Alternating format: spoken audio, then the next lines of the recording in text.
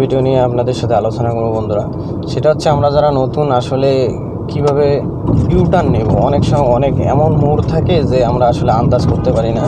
তো আমাদেরকে ফোকাস রাখতে হবে। অবশ্যই আপনি ইউটার্ন নেওয়ার পূর্বে একটু বাম পাশে চেপে দেবেন। যেমন আমি সামনে যে ইউটার্নটা নেব, ইউটার্ন নেওয়ার পূর্বে আপনি একটু বামে থাকবেন, বামের লেনে থাকবেন, একটু বাম পাশে উজায় নিয়ে এখন এই যে পুরো খাড়ায় আমি ইউটার্নটা নেব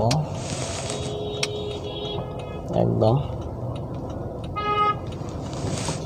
এখন ইউটার্নটা নেব।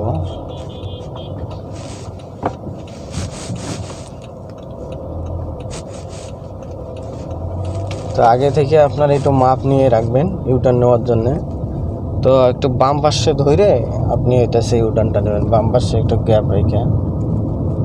তো এখন আমি আবার বামে যাব। তো বামে ইন্ডিকেটার অবশ্যই বামে যাওয়ার সময় ইউজ করবেন। করে আপনি একটু ডাইনে ধরে এই যে বাম পাশে ইউটার্নটা নেবেন। তো সামনে আরেকটা ইউটার্ন আছে, ওটা আসলে আরও কাছাকাছি থেকে দেখাবো। তো এখন এই যে সামনে যে ইউটার্নটা দেখতে পাচ্ছেন, হ্যাঁ এই যে ইউটার্নটা, তো এখানে ইউটার্নটা নেব এখন আমি।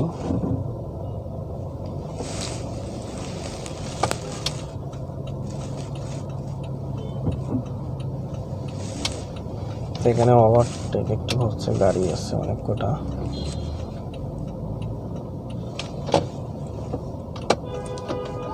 গাড়িটাকে সাইড দেওয়ার জন্যই আসলে দাঁড়ায় আছি, ওনাকে ইউটার্ন দেওয়ার সুযোগ করে দিচ্ছি, দাঁড়ায় আছি।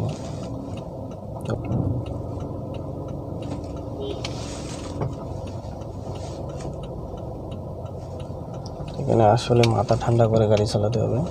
তো এখন যে ইউটার্নটা নেব, তো আমি এই দেখেন বাম পাশে একটু চাইপে গেছি, বাম পাশে চাইপে যে এখন এই যে ডাইনটাকে পুরো স্টার্টিং কাটাবো। হ্যাঁ, আর অবশ্যই হরেন দেবেন, এই জায়গায় ইন্ডিকেটার ব্যবহার করবো, কারণ নাহলে বিপরীত পক্ষের গাড়ি এসে মাইরে দিতে পারে। তো এখানে ফুল কি একদম ফুল স্টার্টিং কাটতে হবে, একটু হালকা করে বামে চাপ দিয়ে এখানে আপনার ফুল স্টার্টিং কাটতে হবে। তাহলে গাড়িটি খুব সহজে। আর লুকিং গ্লাস ডানের অবশ্যই খেয়াল রাখবেন, যাতে আপনার ডানের যে পিলারটা আছে, পিলারটা যেন আপনার গাড়ির বডির মধ্যে লাগিয়ে স্ক্র্যাচ না খায়। হ্যাঁ, এগুলো বিষয় খেয়াল করে গাড়ি চালাতে হবে। একটু চোখকান খোলা রেখে। আবার সামনে আরও একটা ইউটার্ন আছে, তো আপনি কিভাবে ইউটার্নটা নেবেন আবার দেখাবো। তো এই যে ইউটার্ন নিয়ে গাড়িগুলো আসতেছে, তো এখানে ইউটার্ন নেওয়ার জন্য যে আমি যেহেতু বাম পাশে যাবো, তো একটু হালকা করে ডাইনে একটু বেশি কাটবো কাইটা, এখন ফুল বামে স্টার্টিং কাটবো। তাহলে আপনার তাতে কি গাড়ি এক কাটাতে ঘুরবে আর দু কাটাতে হবে না। তো আসলে এভাবে গাড়িটা চালাবেন। নতুন অবস্থায় একটু মাপ বুঝতে সমস্যা হয়। তো যে কোনো গাড়ি, আপনি যে কোনো গাড়ি যদি আগে যে কোনো গাড়িতে শিখে থাকেন, নতুন গাড়িতে আসলে একটু প্রথম অবস্থায় আসলে নার্ভাস ফিল হয়।